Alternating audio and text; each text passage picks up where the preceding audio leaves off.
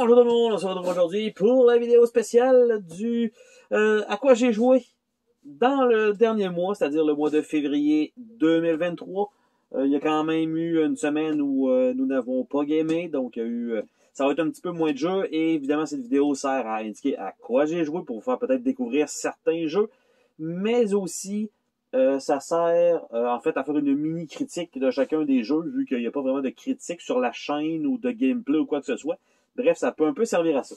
Donc, très peu de jeux, peut-être 8-9 jeux, donc ça va être quand même relativement court. Je dis toujours ça, mais c'est peut-être faux.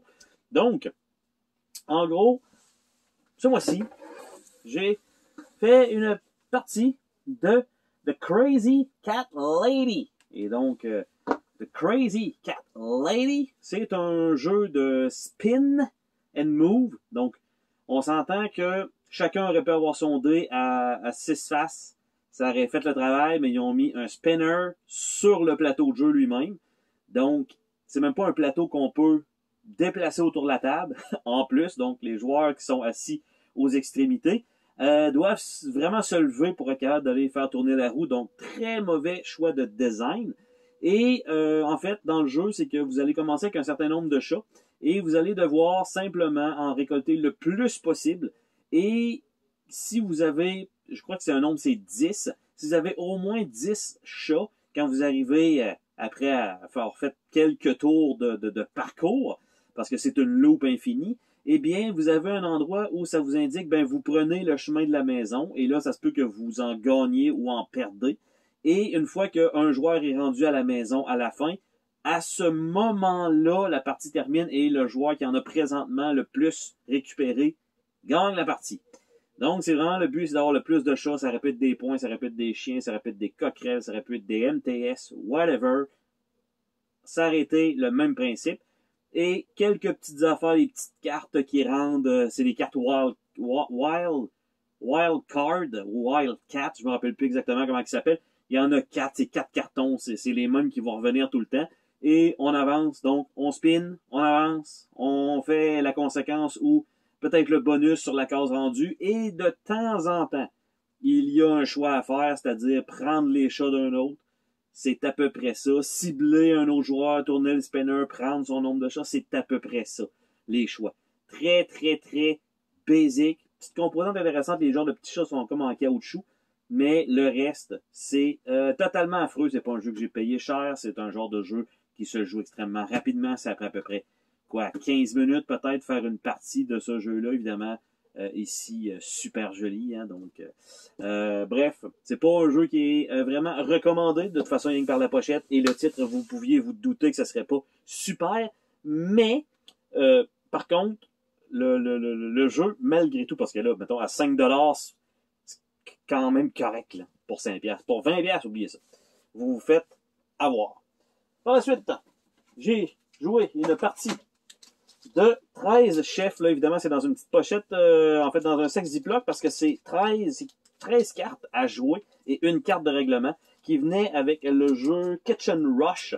Et donc, c'est un petit jeu à la Love Letter. Il me semble que je l'ai déjà prononcé dans un des autres vidéos, donc de à quoi j'ai joué, parce que c'est un jeu quand même relativement rapide. On doit gagner 3 rondes. Donc, le premier à 3 rondes gagne. C'est un jeu à 2 joueurs. Donc, c'est un jeu un peu de bluffing, un peu de déduction, extrêmement efficace. 13 chefs. Donc, c'est sûr que ça, c'est un bonus. C'est peut-être plus dur à trouver un peu, mais ils ont peut-être fait la version print and play. Ça se prêterait super bien pour ce principe-là. Ultra simple, très efficace à 2 joueurs, très rapide également. J'ai fait une partie aussi de Dealt, qui est soit un récent ou un vieux jeu réédité. Et en fait, Don't Touch Those Cards. Et c'est un jeu de levée. Donc, en fait, on doit se débarrasser le plus rapidement de nos mains, de nos cartes, en gagnant la main, un peu comme, en fait, n'importe quel jeu de levée, il y a un atout et bon, tout dépendant quand on commence à jouer dans une couleur. Mais en plus de ça, c'est que les doubles ou les suites battent les chiffres simples, les doubles battent les suites de 2 chiffres. Après ça, les triples battent les suites de 2 chiffres, ouais, c'est ça, battent les suites de 3 chiffres battent les paires et les triples battent les suites de 3 chiffres. Donc, c'est ce qu'il faut garder en tête parce qu'on tourne tant et aussi longtemps. En fait, est-ce qu'on tourne tant aussi longtemps? Non, en fait, on fait un tour comme ça, celui qui remporte la main. En fait, et aussi, c'est que le truc, c'est que vous devez jouer à votre tour. Si vous ne pouvez pas jouer, vous pigez une des 3 cartes de backup que vous devez mettre dans votre main grossit, donc vous avez moins de chances de réussir. À l'autre tour d'après, si vous gagnez pas encore à votre tour, un peu comme dans Red 7, il faut que vous gagniez à votre tour. Toujours, toujours, toujours. Si vous n'êtes pas capable de gagner, vous devez piger une carte. Puis si vous ne pouvez pas piger de carte, le round fini, vous perdez une vie. Le premier joueur qui perd toutes ses vies est le perdant et tous les restes sont des gagnants. Donc, un seul perdant et plus de gagnants. Le jeu est quand même relativement efficace. C'est un jeu à vrai une dizaine de dollars, donc simplement des cartes. Relativement simple une fois qu'on a commencé. Les instructions n'étaient pas super claires, mais au final, ça se joue super bien. J'ai pu jouer aussi à la première partie de Bag of Butts, donc un sac de cul. Donc un sac de cul, c'est vraiment juste parce qu'ils ont mis ça drôle un peu comme ça, parce que thématiquement parlant, ça fait aucun sens. On met des jetons de couleur dans un sac, on décide combien on va en piger pour faire 3 groupes. Donc, par exemple, il y a 10 jetons dans le sac. On dit le premier groupe va contenir 3 jetons, le deuxième groupe va contenir 3 jetons et le dernier groupe va contenir le reste. Et une fois que vous les mettez sur la table en groupe, comme ça, après avoir pigé, vous devez choisir un des groupes que vous allez récolter des points. Il y en a des fois c'est plus avantageux, il y en a d'autres que ça ne l'est pas. Et il y a des jetons bonus au travers qui vont vous permettre de faire des petites choses de plus. Mais l'affaire, c'est que vous donnez aussi des points à l'adversaire si ses propres jetons sont dans celui que vous allez scorer. Donc, il faut manœuvrer tout ça. Moi, j'ai super mal fait. J'ai essayé de faire des groupes. Par exemple, il y avait 14 jetons. J'ai dit, je vais faire 2, 2 et le reste, juste pour être sûr de prendre le groupe avec tout dedans puis d'espérer marquer le plus de points. Au final, mes jetons se sont ramassés pas dans celle-là. Donc, ça a comme pas fait le travail du tout.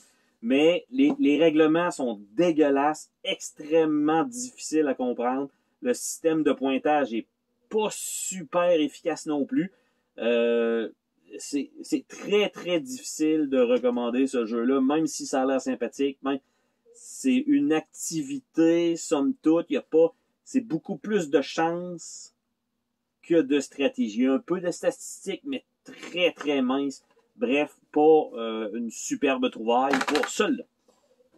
J'ai également fait ma première partie de Deep Space D6 Armada.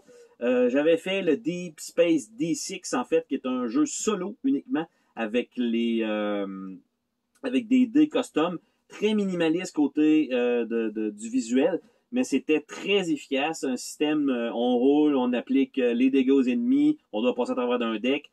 Le jeu était très efficace. Il y a eu une petite expansion qui est sortie avec un boss. Ça fonctionne très bien. J'ai essayé tous les vaisseaux. J'ai gagné avec tous les vaisseaux éventuellement. Mais je me suis rendu donc au bout de l'expérience. Et celui-ci, en fait, est un peu plus grandiose que l'autre. En fait, on a une version co-op ici qu'on peut jouer, je crois que c'est jusqu'à 6. Je dis ça, puis finalement, je le vois pas sur la boîte. 4 players, pas 6, 4 players. Et en fait, le jeu est extrêmement difficile parce que les règles sont très très mal écrites. Il y a des erreurs dans les composantes. On a des cartes à n'en plus finir, des ennemis qui spawnent et qui spawnent, donc on doit jamais laisser le jeu prendre un peu d'avance. Malheureusement, les dés sont faits pour qu'on réussisse pas grand-chose à chaque fois qu'on veut faire quelque chose. Et on doit toujours donc rester groupé. C'est comme dire que finalement, on joue tout en un seul et unique vaisseau alors qu'on a 4 vaisseaux sur la map. Et quand votre vaisseau est détruit, ça prend une éternité à revenir en jeu. Il y a des joueurs qui ont passé 4 tours à juste reconstruire le vaisseau. Et 4 tours, c'est 4 tours qu'ils n'ont rien fait, ils n'ont pas bougé, ils n'ont pas attaqué personne. Donc, extrêmement pénible. Il faut vraiment pas que vous soyez détruit dans le jeu alors que la fonctionnalité est quand même là. Il y a eu quelques ajustements de règles à downloader, bon, pour que ça soit plus efficace, mais ça aurait pu être un peu mieux. Déjà, à la base, ça avait été plus testé que ça. Par contre, les composantes super efficaces, le tray, quand même correct à l'intérieur du jeu. Somme toute, appréciation mitigée. Je me serais attendu à mieux, probablement à cause des règles, une partie peut-être de la mécanique aux difficultés qui est comme pas tout à fait ajustée. Surtout quand on voit les spawns. Par exemple, vous avez les spawns à 3 ou 4 joueurs, vous avez tant de cartes. Puis à 1 ou 2 joueurs, vous avez tant de cartes. Donc, ça veut dire que si vous avez le plus petit chiffre des deux, si vous avez 3 ou 4 à 4, vous avez beaucoup plus d'actions globales pour être capable de parvenir à contrer le même nombre d'ennemis et de cartes que si vous étiez 3 joueurs. Donc, vous avez moins d'actions au total. Vous voyez le genre? Donc, mal optimisé pour cette partie-là. Donc, pour ça que je reste quand même mi-figue, mi-raisin. Et voilà, sur Deep Space D6. J'ai également fait une partie de Cthulhu aux portes de l'horreur. Ça a l'air d'être un jeu d'horreur, de possession, et dans lequel on va tuer des monstres, et que ça ressemble un peu à Arkham Horror. Pas du tout. C'est un jeu de majorité, dans lequel vous devez en fait choisir si vous allez jouer du côté de l'esprit saint, on va dire ça comme ça, donc vous êtes correct, et quand vous faites ça, c'est que vous allez mettre des personnages sur une carte, et à un moment donné, vous allez pouvoir scorer les zones, donc faire un décompte de pointage de chacune des zones, en fait, du territoire qui va être en fait découvert ou envahi. Bref, c'est pas super important, mais ça va vous donner des points de victoire. Et de l'autre côté, quand vous êtes de l'autre côté, ben vous allez plutôt essayer de faire apparaître des portails qui vont faire sortir des monstres, qui vont donner des points.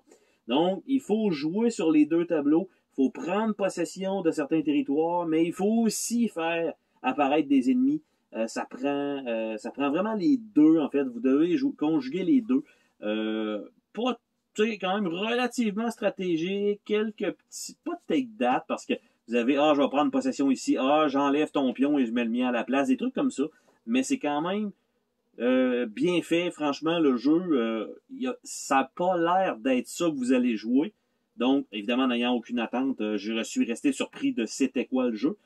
Mais j'ai trouvé que c'était très efficace dans ce qu'il avait à proposer. Un peu différent de ce qu'on a d'habitude en termes de majorité, qu'on fait toujours un peu, on va placer des personnages, ou on va ramasser des ressources, ou on va enlever des personnages d'un autre. Là, il y a une deuxième couche qui est de jouer du côté obscur, de faire apparaître des monstres, des portails. Donc, il y a toute cette partie-là qui est intéressante, avec quelques petits éléments pour augmenter la rejouabilité. Donc, très surprenant quand même, le Cthulhu aux portes de l'horreur. Pas super dispendieux non plus, mais quand même, belle surprise du mois dernier.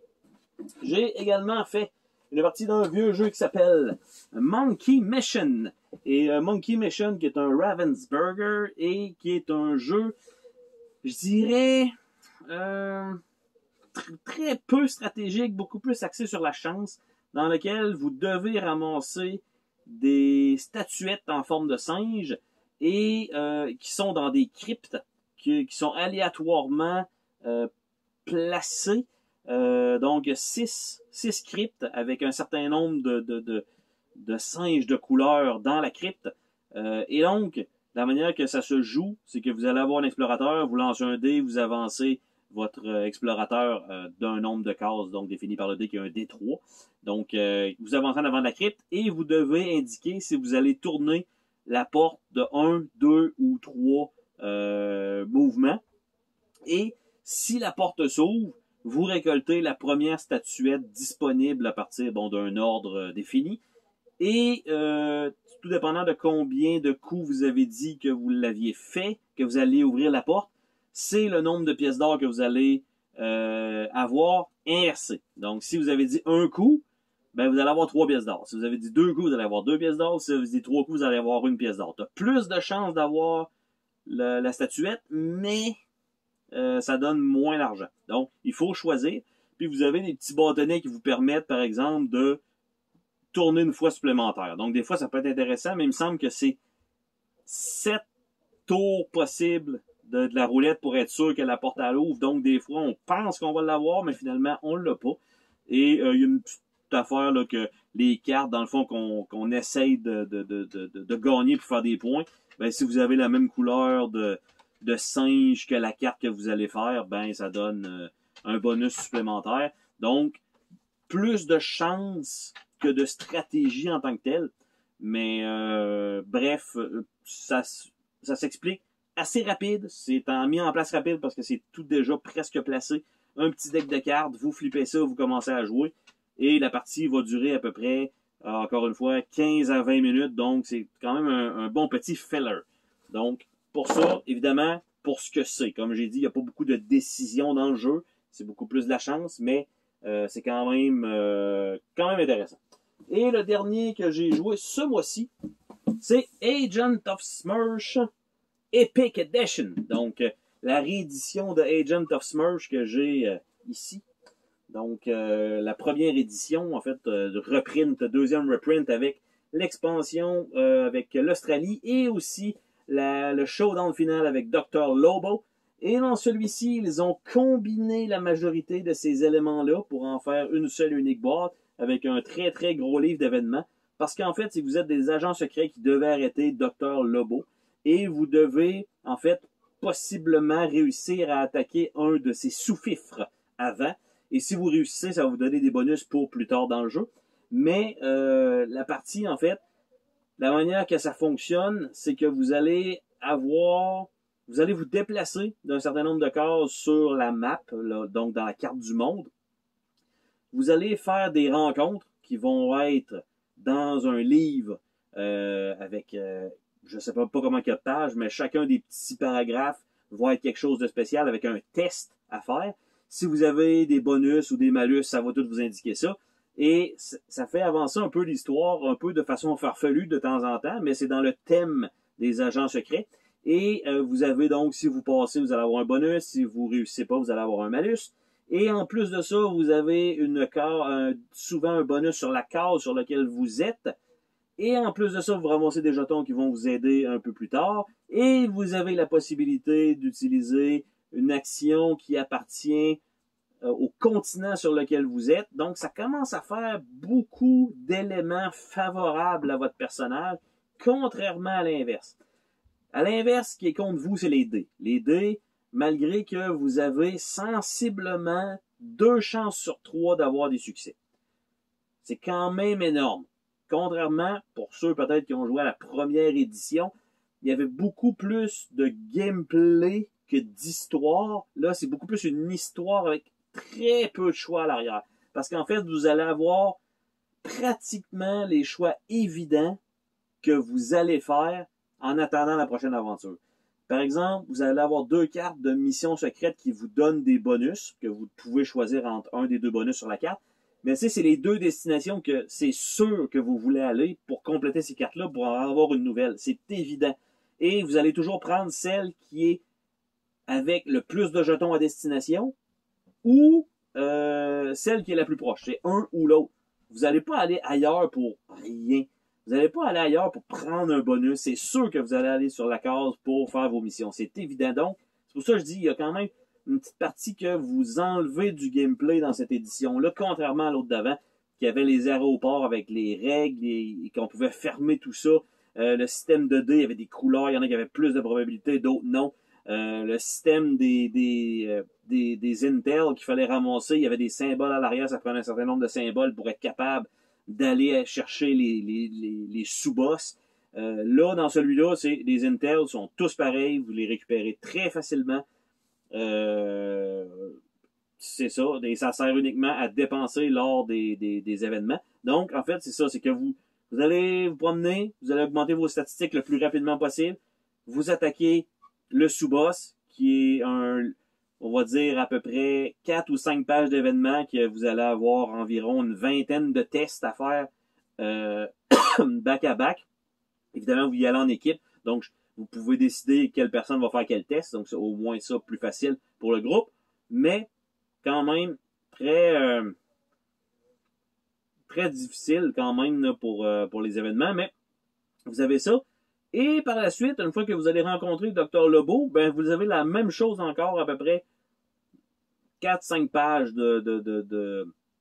d'histoire avec des tests pour réussir ou non à faire la mission. Donc, si vos opérateurs meurent tous à cette section-là, la partie est terminée. S'il meurt dans n'importe quelle autre partie du jeu, ben vous en prenez un nouveau. Donc, c'est pas... Je dirais, il y a des composantes qui sont très cool dans le jeu, notamment le plateau de jeu qui s'ouvre en deux pour mettre le carton. Je trouve que c'est efficace. Il y a beaucoup de personnages. Le livre de rencontre est très, très cool. Mais il manque une partie de jeu. Parce que vous avancez, vous lancez des dés. Vous avancez, vous lancez des dés. Vous avancez, vous regardez la personne qui a le plus de statistiques dans le test que vous voulez faire, il lance les dés. C'est à peu près ça. Tu sais, c'était très, très, très streamliné pour que ce soit le plus simple possible pour mettre une partie narrative de l'avant, contrairement à avant, c'était un jeu avec une partie narrative. Donc, c'est à peu près mon appréciation du jeu. J'ai bien apprécié mon expérience parce qu'on a beaucoup ri lors de la partie, parce que mon personnage a raté sensiblement tous ses tests de la partie, sauf que j'ai pratiquement tué les 2 boss. Donc, tu sais, c'est à peu près ça. C'est à cause d'une carte spéciale. C'est n'importe quoi. Mais c'est un peu ça qui fait le charme, mais que peut-être certains vont détester, c'est que vous avez peut-être, tu sais, pour la grosseur de la boîte, pour le nombre de composantes, pour ça a l'air grandiose, il manque un peu de gameplay à l'intérieur pour dire, ok, c'est quand même relativement chargé, mais on a une partie de plaisir avec les rencontres. Ben là, c'est plus vraiment, entre les narrations, on fait juste bouger des pièces et il se passe pas grand-chose dans ces parties-là. Donc, un petit peu dommage pour ça. Donc, c'est tout pour moi. Donc, merci d'avoir écouté cette vidéo. Si vous avez apprécié, évidemment, les critiques de ce jeu-là, si vous êtes d'accord, vous pouvez toujours me laisser un petit pouce. Vous pouvez toujours me laisser aussi un commentaire. Si vous n'êtes pas d'accord, vous pouvez toujours me laisser un petit pouce et me laisser un commentaire. Et bien sûr, je m'en prends toujours un petit plaisir à vous répondre. Donc, peut-être qu'il y a des jeux qui vous intéressent plus, il y a des jeux qui ont l'air dégueulasses, il y a des jeux que vous avez joués, que vous avez détestés. Vous pouvez tout laisser ça dans les commentaires. Donc, sur ce, on se dit à la prochaine pour une autre vidéo. Salut tout le monde!